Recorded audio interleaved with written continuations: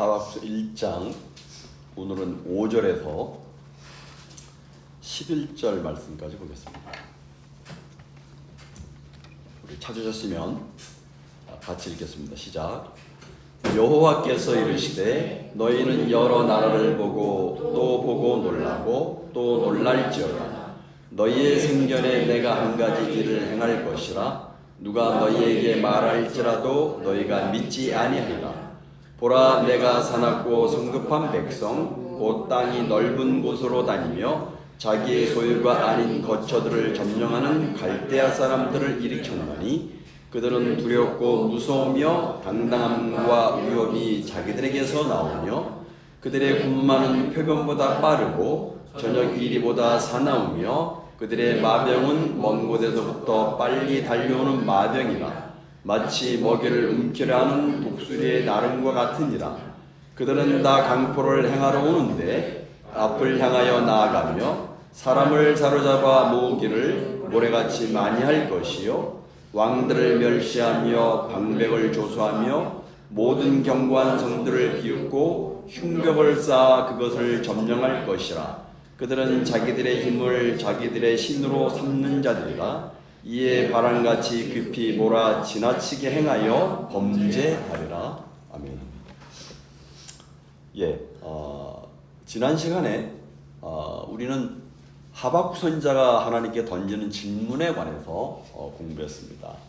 외적으로는 하나님의 백성들이 왜 이방인인 앗수르의 침략으로 고통을 당해야 되는가, 그런 부분과 내적으로는, 국내적으로는 남유다의 어떤 타락과 부패를 보면서 공의로우신 하나님이 왜 가만히 계시는가, 하나님이 살아계시다면 어떻게 율법을 지키지 아니하는 자들이, 악한 자들이 형통하게 되고 율법의 정신대로 살고자 하는 자들이 어려움을 당하고 핍박을 받는 일이 일어나는가 하는 질문이었습니다. 하박국 선지자는 자신의 시대의 죄악과 하나님의 공의의 역사적인 집행에 관해서 고민을 했던 사람입니다. 그는 이 문제를 놓고 하나님께 부르짖으며 기도했습니다. 하나님은 과연 악인이 계속 형통함을 누리는 것을 가만히 보고 계시는 분인가? 악한 민족이 자기보다 선한 하나님의 백성을 삼키어도 아무런 대책도 없이 그저 바라만 보고 계시는 분인가? 하나님은 과연 아무런 원칙도 없이 세상을 주관하고 이끄시는 분이신가? 어떻게 해서 악한 현실이 계속 이렇게 진행되고 있는 것일까? 하나님께서 악인의 형통을 왜 그대로 내버려 두시는가? 하박국에게는 하나님께서 마치 일하지 않는 것처럼 보였어요. 그런 모습들을 보면서 도대체 하나님이 살아계시다면 하나님은 지금 아무런 일도 하지 않은 것처럼 보였을 것입니다.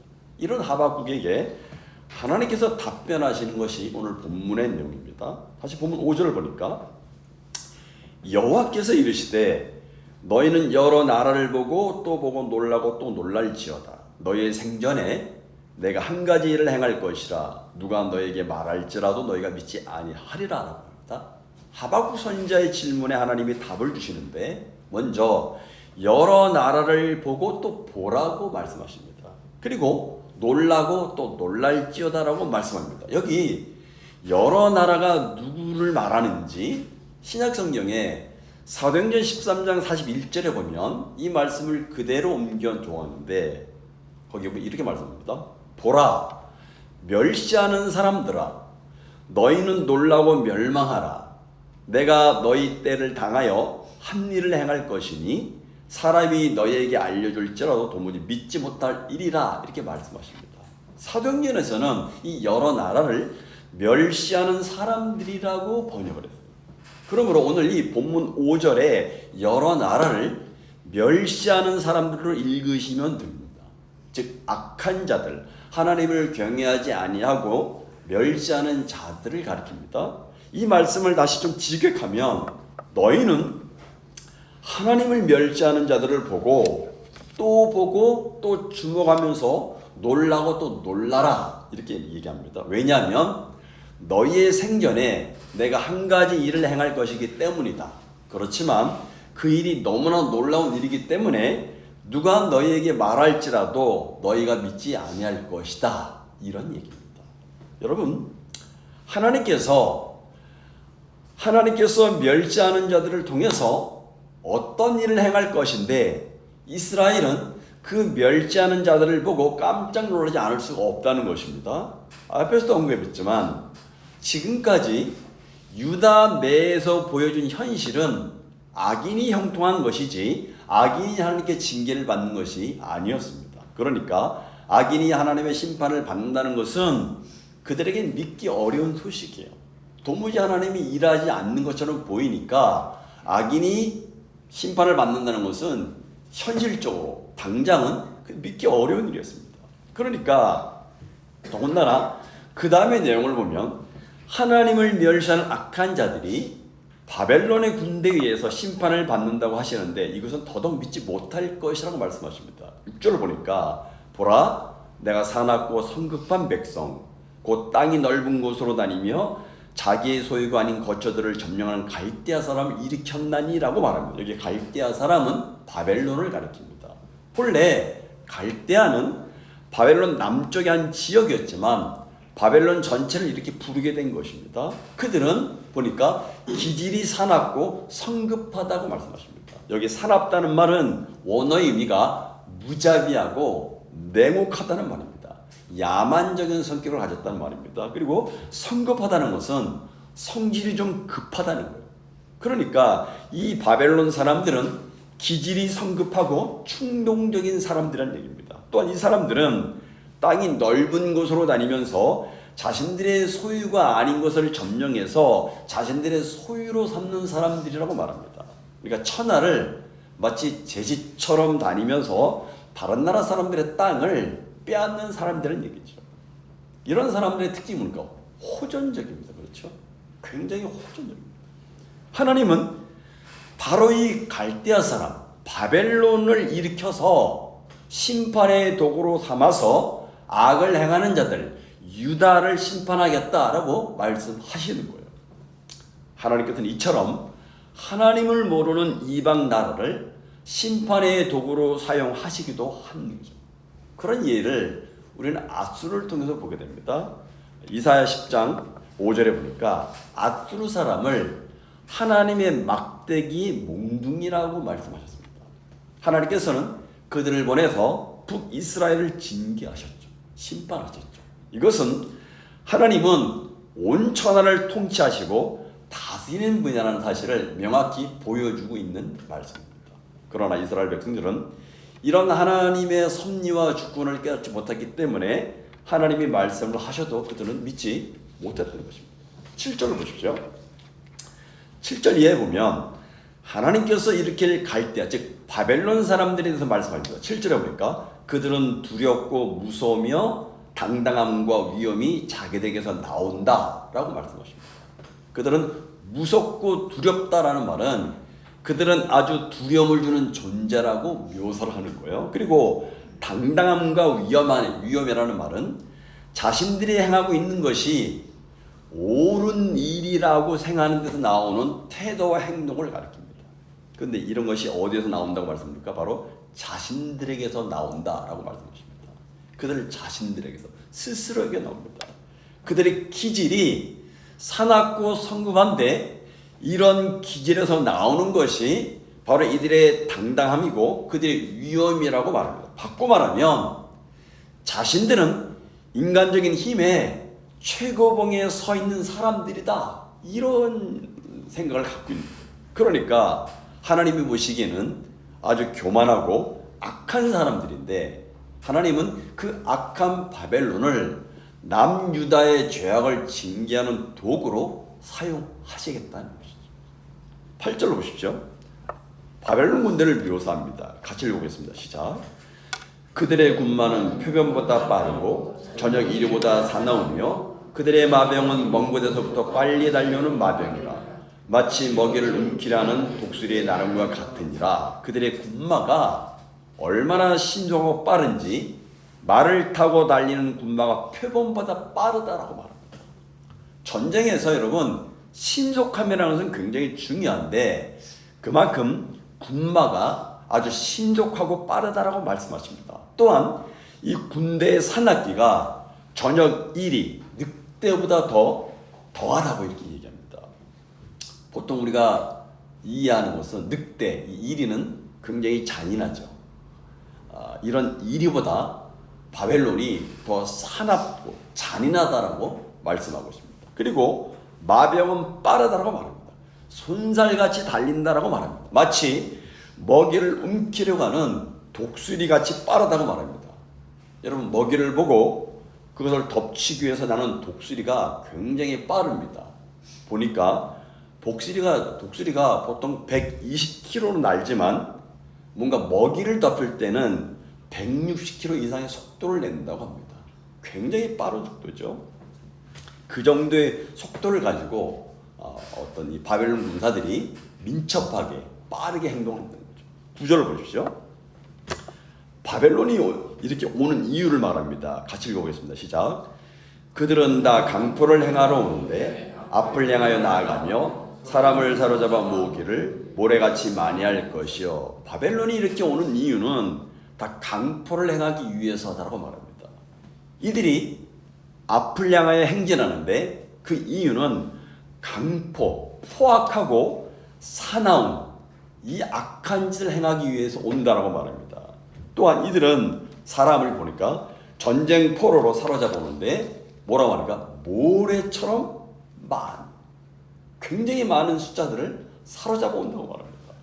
우리가 여러분 이 구절 말씀을 보면서 뭔가 이렇게 크로즈되는 게 있잖아요. 지난 시간에 우리가 공부한 내용과 뭔가 이렇게 연결되는 부분이 있습니다. 여기 강포라는 단어가 지난주에 공부한 말씀과 굉장히 익숙한 단어입니다. 우리가 지난 시간에 하박국의 질문에서도 키워드가 강포였습니다. 하박국은 하나님께 하나님 내가 유다의 강포로 인하여 외쳐도 왜 듣지 않으십니까? 라고 질문을 했어요. 그런데 오늘 말씀에서 하나님이 그에 대한 대답으로 보내시겠다고 한 이들이 다름 아닌 강포한 자들입니다. 말하자면 하나님은 이스라엘의 강포한 자들을 강포한 자들인 바벨론으로 징계하신다 이런 얘기입니다. 10절을 보십시오.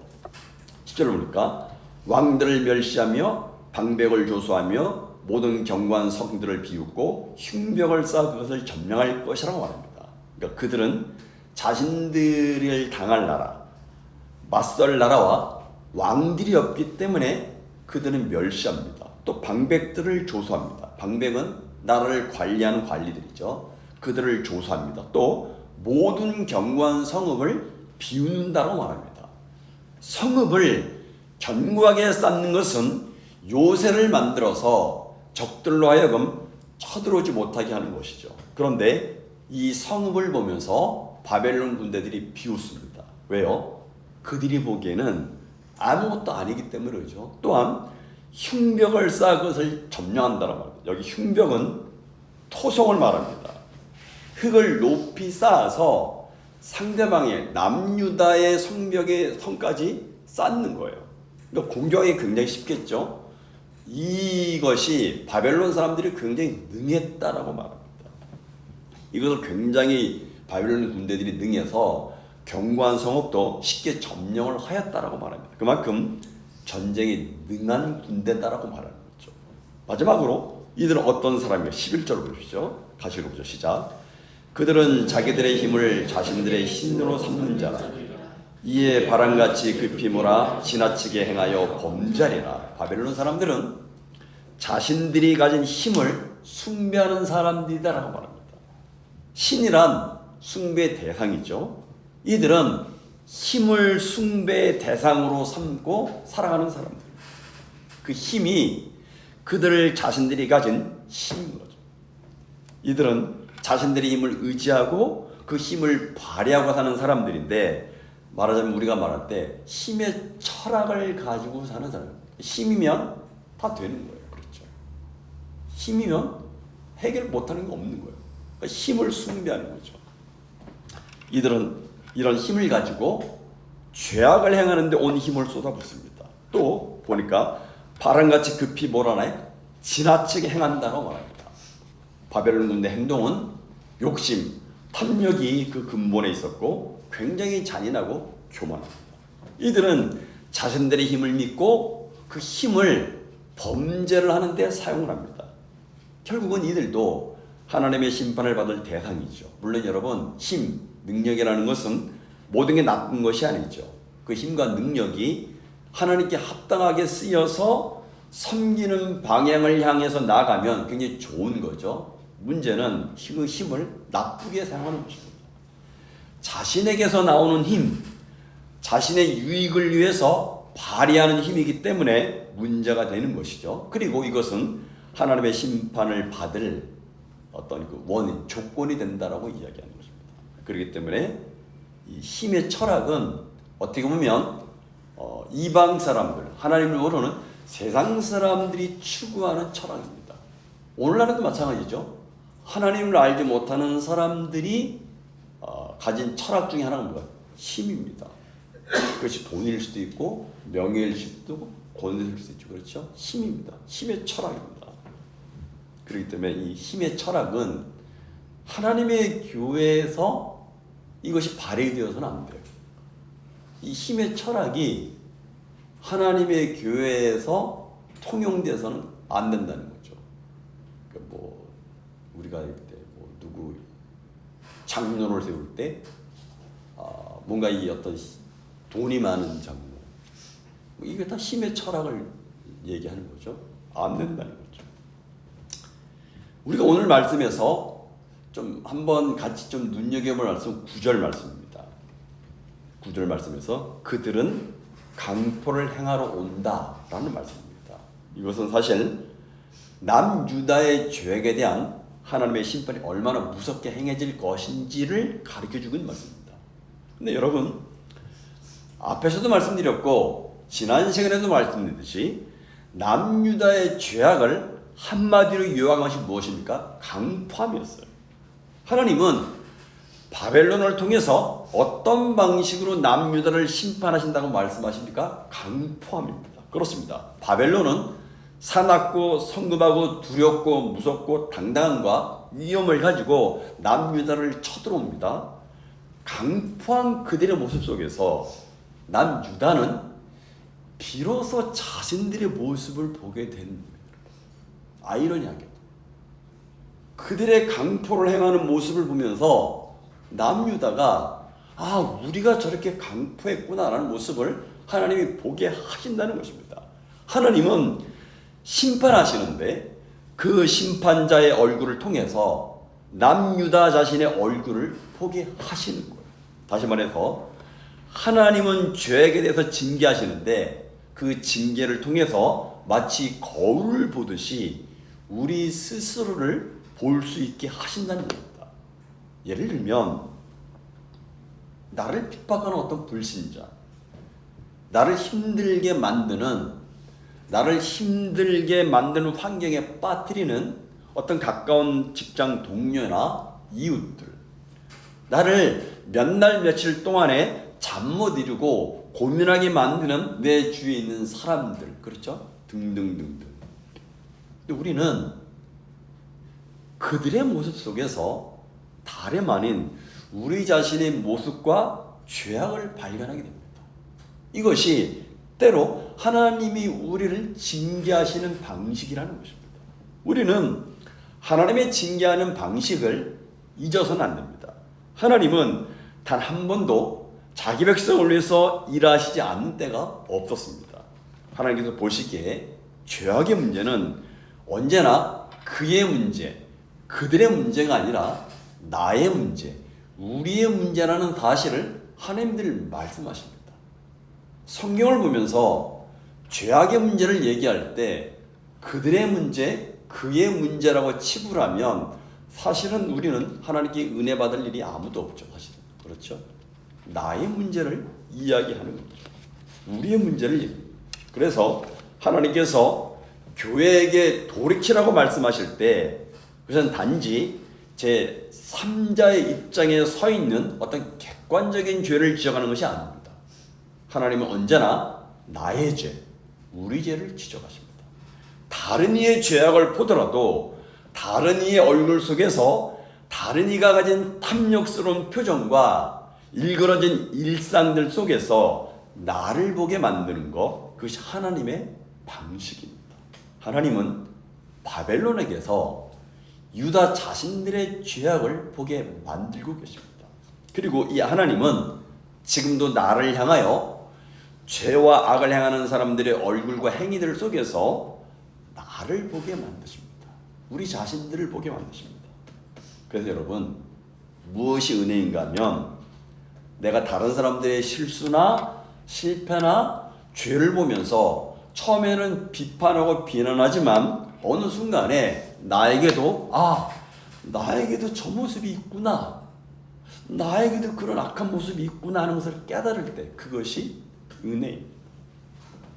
상대방을 통해서 나를 보게 하시는 것, 그것이 때때로 하나님이 일하시는 방식이다 하는 사실을 우리가 놓치지 않았으면 좋겠습니다. 기도하시겠습니다.